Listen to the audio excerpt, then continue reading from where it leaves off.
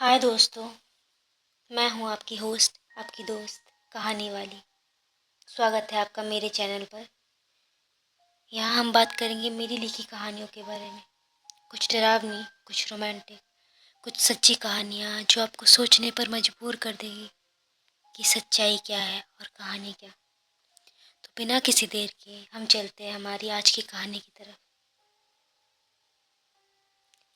कुछ कहानियाँ हमें डराती है, कुछ कहानियाँ हमें रुलाती है और कुछ कहानियाँ हमारे जहन में उतर जाती है सांसों की तरह, और फिर वो हमारे जहन से बाहर कभी नहीं आती। ये भी एक ऐसी ही कहानी है जिसे कभी सुना नहीं गया, बस महसूस किया गया। तब मैं कॉलेज के पहले साल में थी। नया माहौल, नई दीवारें और पुरानी ट्रेडिशंस। रैगिंग होती थी, कभी हल्की हंसी तो कभी ज़बरदस्ती हंसाने का वो खेल, जिसमें असल में कोई हंस नहीं रहा होता था, सब बस सह रहे होते थे। मगर फिर आई अनवी। अनवी एक ऐसा नाम जो हमेशा अधूरा रह गया। वो बहुत खुशमिजाज थी, बहुत हंसती थी, बहुत बातें करती थी। पर अगर उसकी आंखों को ध्यान से देखा जाता तो समझ पाते कि उसकी आंखों में कुछ टूट चुका था। अक्सर उसकी बातों में खामोशी छुपी होती थी, जो बहुत कुछ कहती थी अगर कोई सुन पाता तो। फिर एक दिन एक सीनियर विशाल उससे रैगिंग के नाम पे नाचने को कहने लगा। अनवी ने बस इतना कहा कि नहीं, और शायद ये उसकी सबसे बड़ी गलती थी, क्योंकि उसके ना कहने के बाद विशाल चुप हो गया। उसने मुस्कुराना छोड़ दिया। वो गुस्सा नहीं था, पर अब वो किसी से बात नहीं करता था। शायद उसे बेइज्जती लगी हो। कुछ दिनों के बाद विशाल ने अनवी से दोस्ती करनी चाहिए। वो उसकी मदद करता, उसके लिए चाय लाता, नोट्स लाता, हर बार उसकी आंखों में झांक कर कहता, तुम बहुत अलग हो, मुझे तुम्हारी फिक्र होती है। शुरुआत में सबको लगा कि ये प्यार है, लेकिन धीरे धीरे वो प्यार एक कैद बनता गया। और हद तो तब हो गई जब वो उसके पीछे पागल हो गया। कभी वो अनवी के यूज टिश्यू पेपर उठा के रखता, कभी अनवी के नोट्स चुरा लेता, कभी अनवी के बाल चुरा लेता, कभी अनवी के का कोई चुन्नी का हिस्सा काट लेता। और ये सब वो इकट्ठा करके अपने कमरे में रखता, अपने तकिए के नीचे।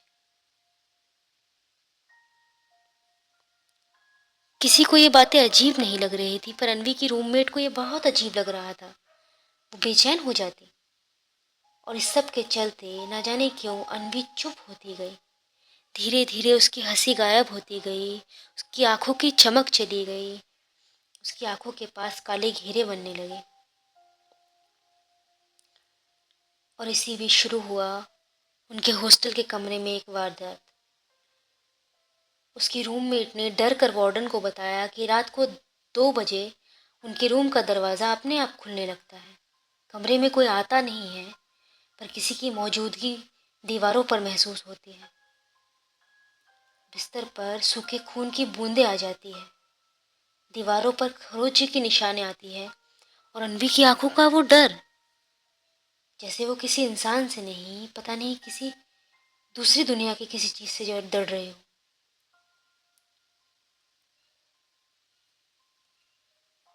इस पागलपन के बीच उसकी रूममेट ने बताया कि उसे विशाल के हाव भाव ठीक नहीं लगते, पर किसी ने उसकी नहीं सुनी।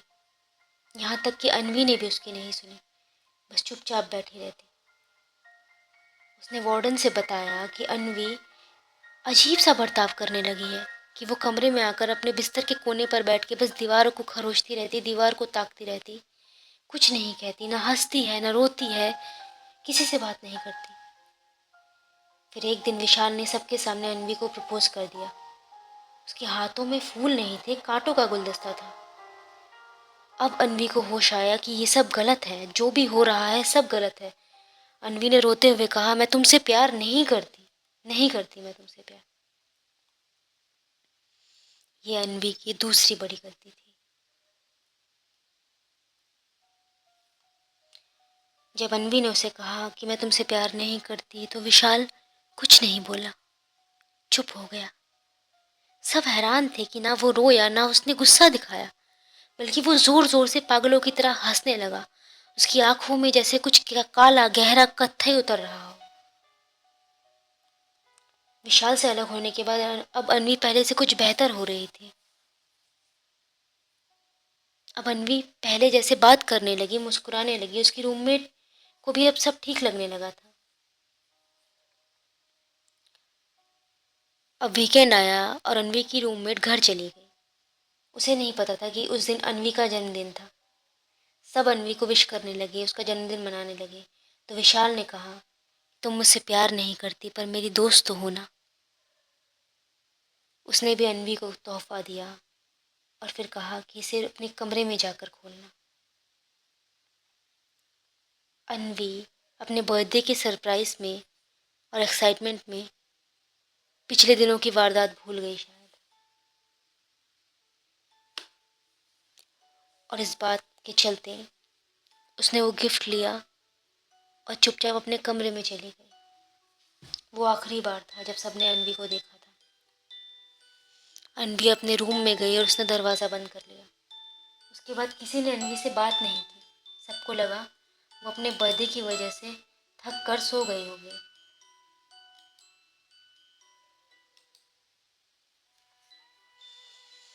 सबको लगा कि अनवी खुश होगी।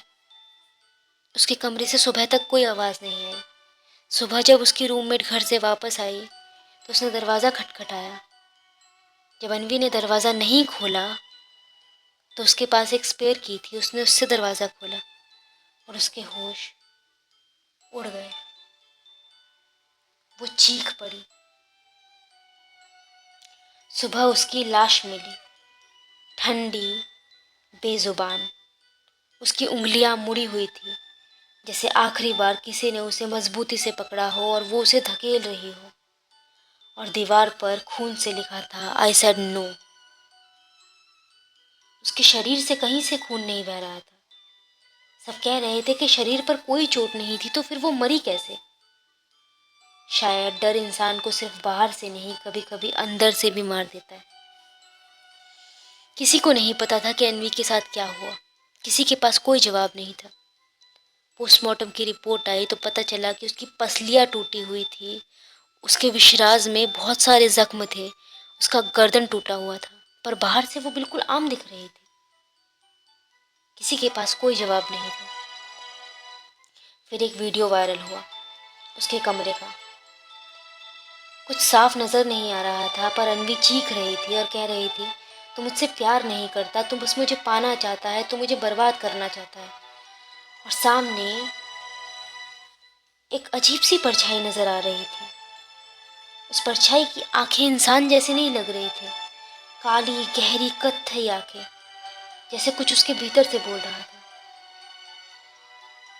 वो आवाज विशाल की थी।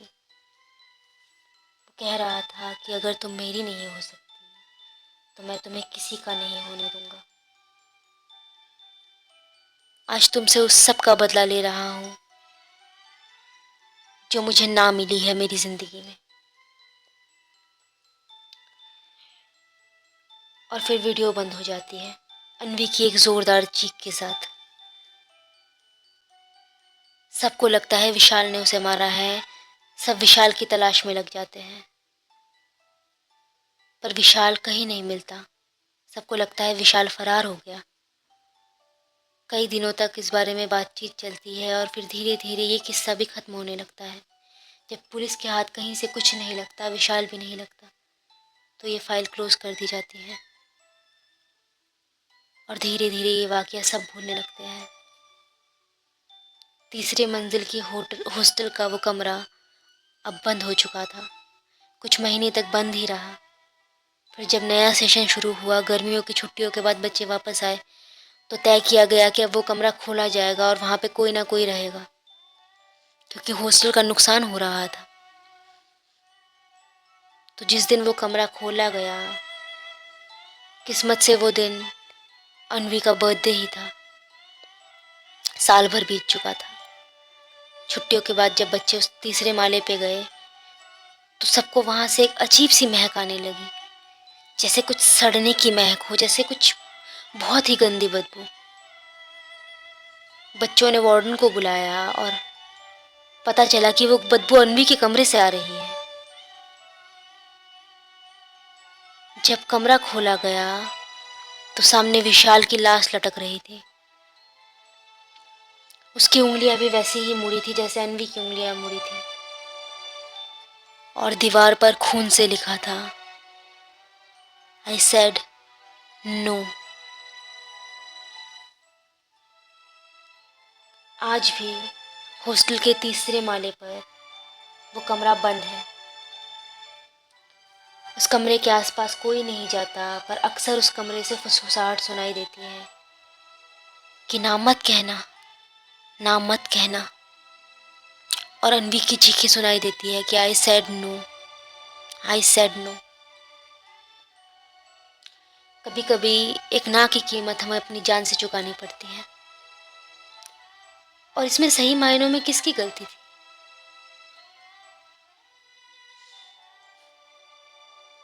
अगर आपको ये कहानी अच्छी लगे तो आप मेरे चैनल को सब्सक्राइब करिए, लाइक करिए और शेयर करिए।